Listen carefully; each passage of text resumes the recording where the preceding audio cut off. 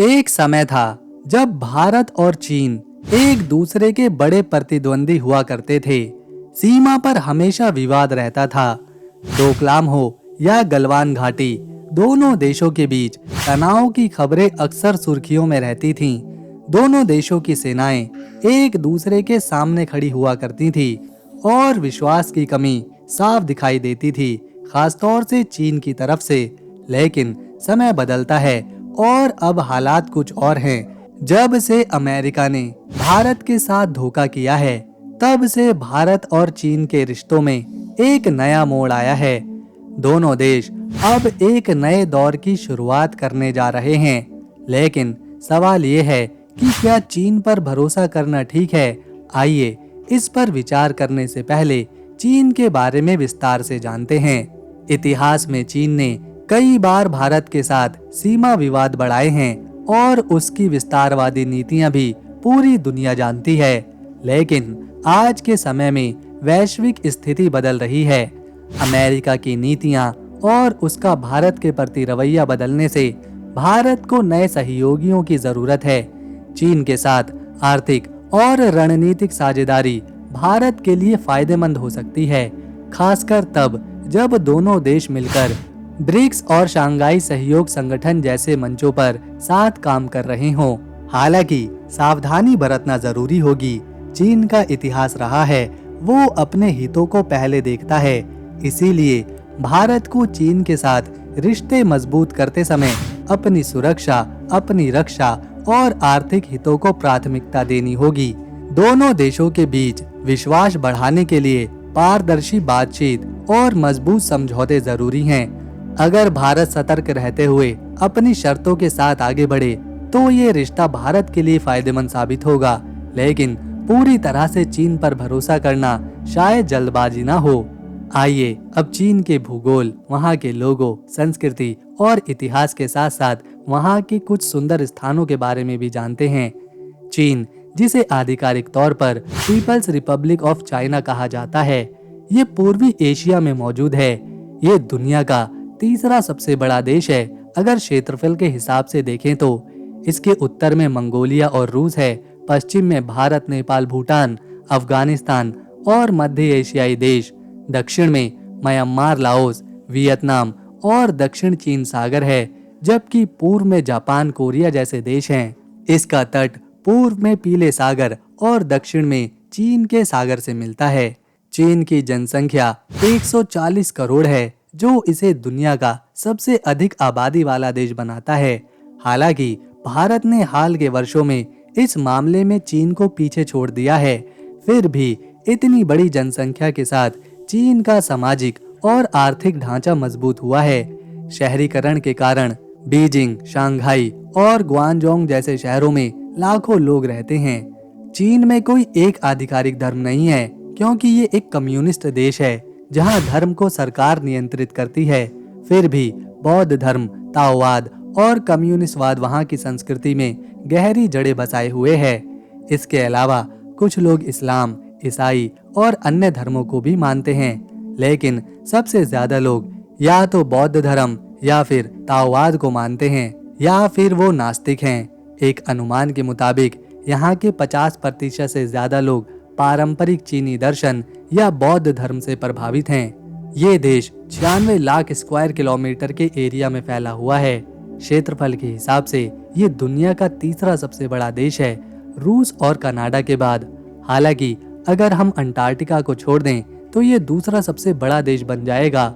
इसका भौगोलिक क्षेत्र बहुत ही विविधता से भरा हुआ है, जिसमें हिमालय की ऊंची चोटियां, गोबी रेगिस्तान और यांगची नदी जैसी विशाल जलस्रोत शामिल हैं।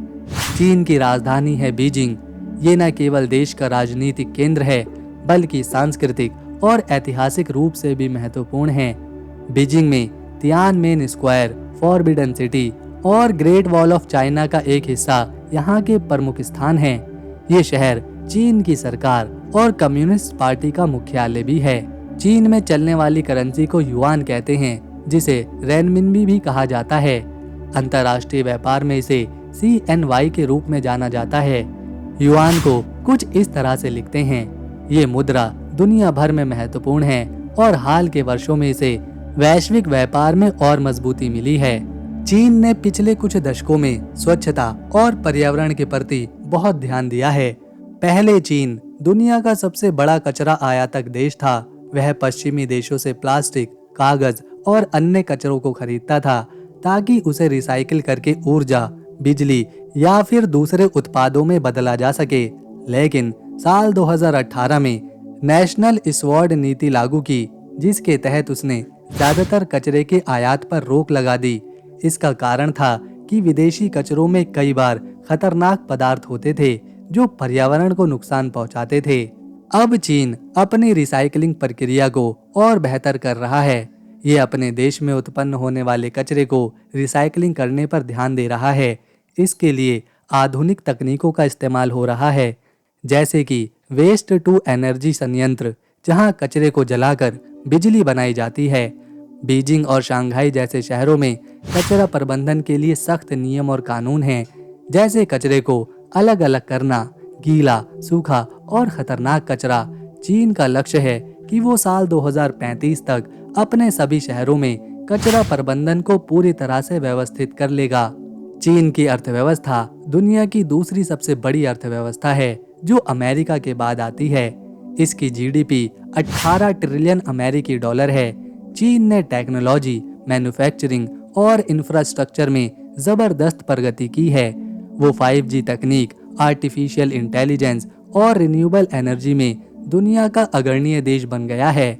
बेल्ट एंड रोड इनिशिएटिव यानी BRI के जरिए चीन ने कई देशों के साथ व्यापार और बुनियादी ढांचों के प्रोजेक्ट शुरू किए हैं। भारत और चीन के बीच सहयोग की संभावनाएं बहुत हैं। दोनों देश ब्रिक्स, SCO और अन्य अंतर्राष्ट्रीय मंचों पर एक साथ काम करते हैं। व्यापार के मामले में भी चीन भारत का सबसे बड़ा व्यापारिक साझेदारी है, लेकिन सीमा विवाद और भरोसे की कमी अब भी बड़ी चुनौतियां हैं। अगर दोनों देश अपनी समझ और विश्वास के साथ आगे बढ़ें, तो ये नया दौर दोनों के लिए फायदेमंद साबित हो सकता है।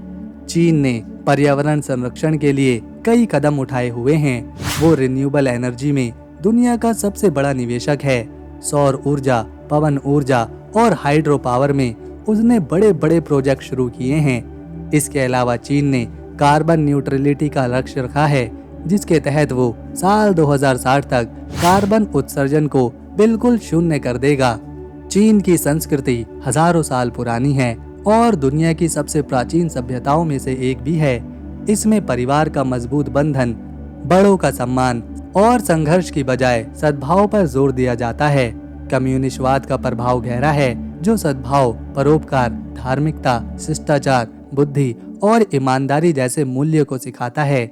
चीनी संस्कृति में धर्म, भोजन, शैली, भाषा, शादी, संगीत और नैतिकता शामिल होती है। ये पूरे एशिया पर गहरा प्रभाव डालती है। दर्शन, रीति रिवाज, राजनीति और परंपराओं में परंपराएं, विरासत, कला, त्योहार, भाषा और प्रतीक इसमें विभाजित हैं। पिछले 50 सालों में ये तेजी से बदली हैं, लेकिन आधुनिक दुनिया में फिट बैठती हैं। इसे दिव्य प्रेरित कहा जाता है, जिसमें 5000 साल का निरंतर इतिहास है। इसमें उच्च शक्ति, दूरी, सामूहिकता और अनिश्चितता से बचाव के विशेषता हैं।